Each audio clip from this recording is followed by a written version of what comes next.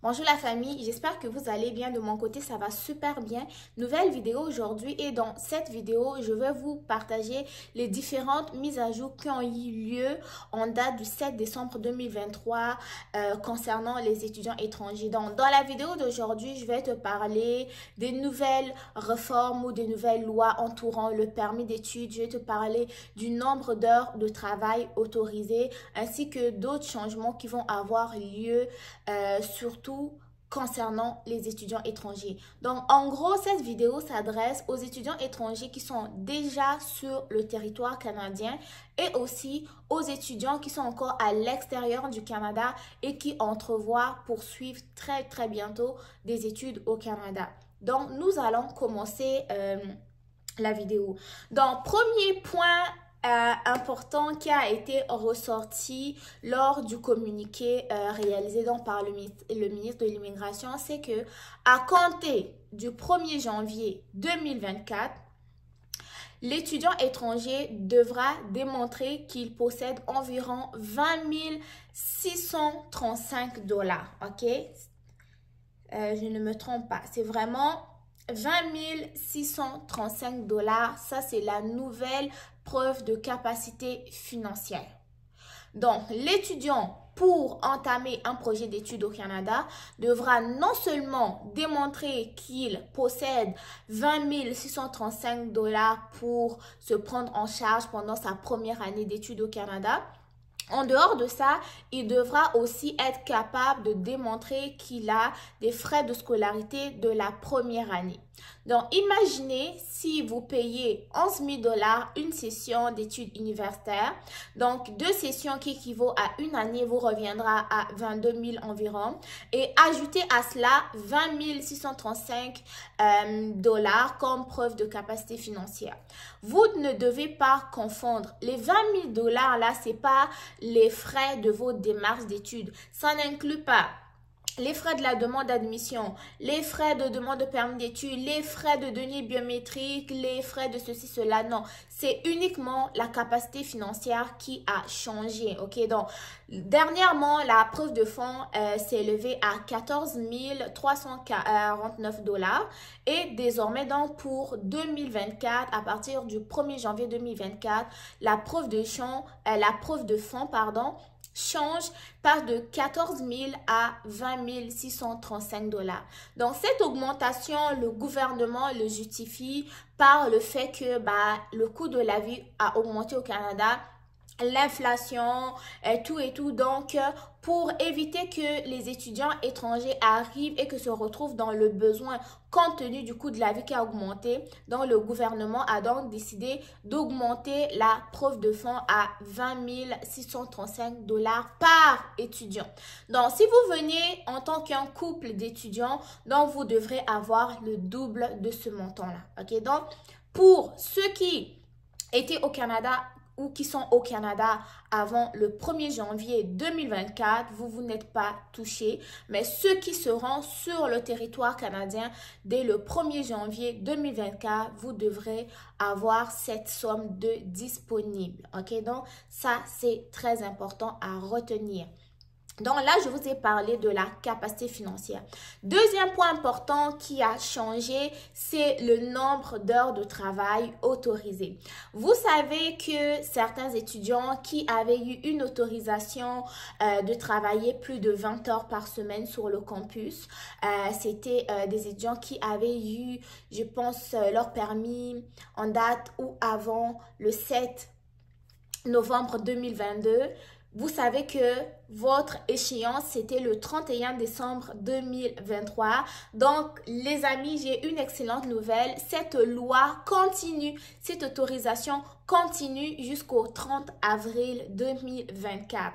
Il en va de même pour tous les étudiants qui sont sur le territoire canadien avant le 7 décembre 2023 et qui ont déjà entamé leur demande de permis d'études en date du 7 décembre 2023, vous aussi, vous pourrez travailler plus de 20 heures par semaine. Donc, vous pouvez travailler plus de 20 heures par semaine la session. Ça, c'est pas une excellente nouvelle là, c'est une excellente nouvelle. Donc, les amis, vous qui craignez de devoir arrêter de travailler plus de 20 heures par semaine le 31 décembre 2023, le stress est parti. Désormais, vous pouvez travailler plus de 20 heures par semaine jusqu'au 30 avril 2024. C'est la même chose pour ceux qui sont au Canada avant le 7 décembre 2023 et ceux qui ont déjà entamé leur demande de permis d'études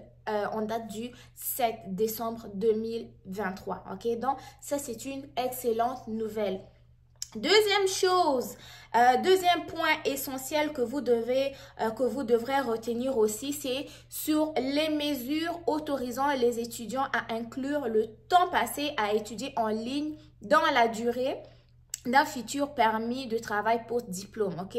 Vous saviez que pendant la pandémie, il y a eu une autorisation qui permettait aux étudiants étrangers de compter le nombre d'heures d'études qu'ils ont fait en ligne. Donc, c'était en fait comptabilisé pour leur future demande de permis de travail post-diplôme.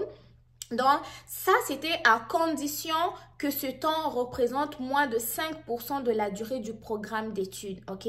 Donc, cette possibilité-là continuera de s'appliquer aux étudiants qui entament un programme d'études avant le 1er septembre 2024, ok? Il faut retenir cela, c'est très important.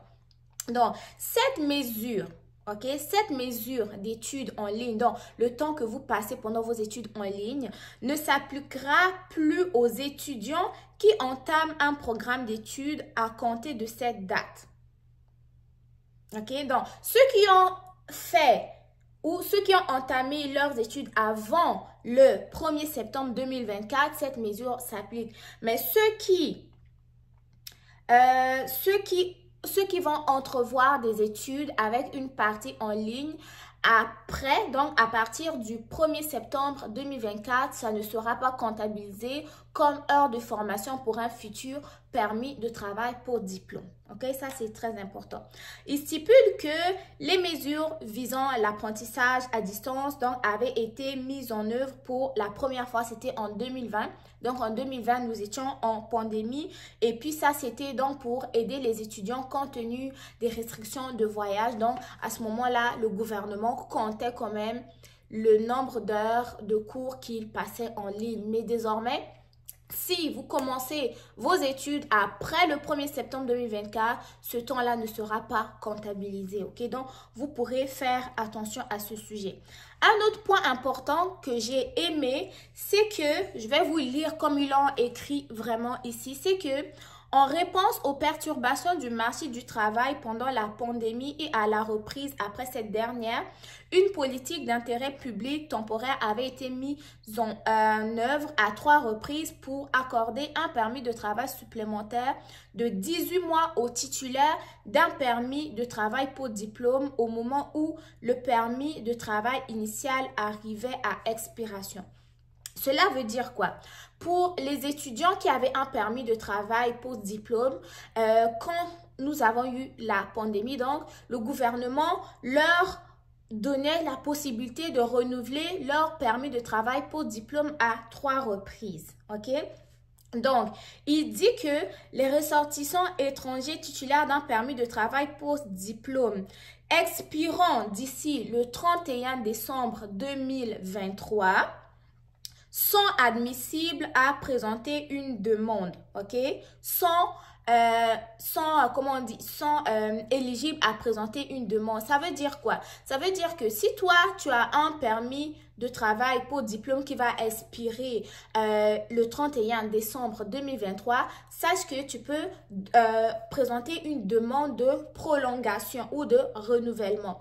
Cependant, cette politique qui avait été mise en place pour le permis de travail pour diplôme, donc qui permettait aux étudiants de renouveler à 3 reprises leur permis de travail pour diplôme pour une durée de 18 mois, ça ne sera pas renouvelable. Ok, donc ça c'est la partie un peu, comment on dit, un peu plus négative que je trouve des nouvelles conditions. Ok, donc pour les personnes qui sont intéressées à lire le communiqué au complet, je vais vous le mettre en barre d'infos, ok? Mais ce que vous avez à retenir de cette conférence de presse-là qui a eu lieu le 7 décembre 2023, c'est que premièrement, la preuve de fonds a augmenté. Elle est passée de 14 349 $ à 20 635 $ pour un étudiant étranger. En dehors de cette capacité financière-là, l'étudiant devra démontrer qu'il a des frais de scolarité de la première année, ok? Sans compter les frais de démarche.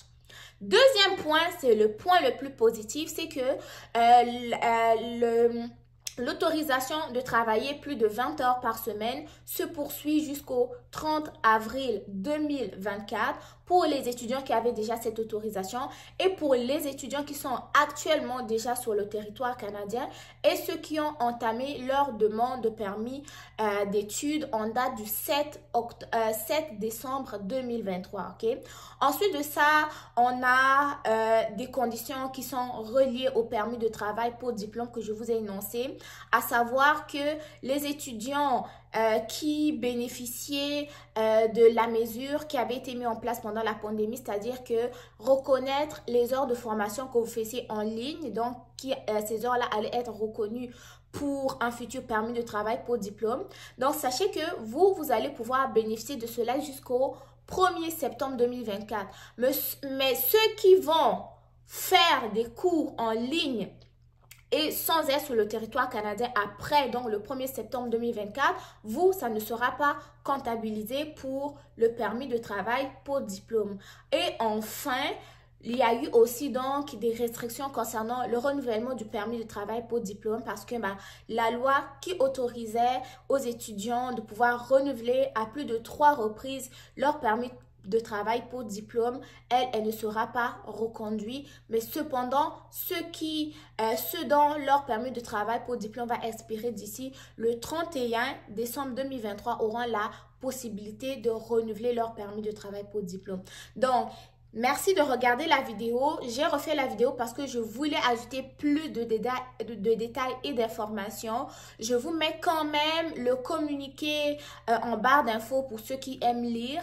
Et si vous avez aimé mon résumé, n'oubliez pas de liker la vidéo, de partager à vos amis, de partager surtout à ceux qui sont au Canada aussi et ceux qui vont arriver bientôt au Canada pour leur permettre de mieux se préparer côté finance, ok? Donc, c'est ce que j'avais à vous partager. Si vous avez aimé, likez. Si vous avez des commentaires aussi, des appréhensions, vous voulez en discuter, laissez-moi savoir ce que vous en pensez dans les commentaires, quoi. Merci d'avoir regardé la vidéo. J'espère que j'ai expliqué avec un peu plus d'énergie, même si je ne me sens pas très bien en ce moment. Donc, prenez soin de vous. Bon succès dans vos différentes démarches. On se retrouve très, très bientôt pour une nouvelle vidéo. Bye bye!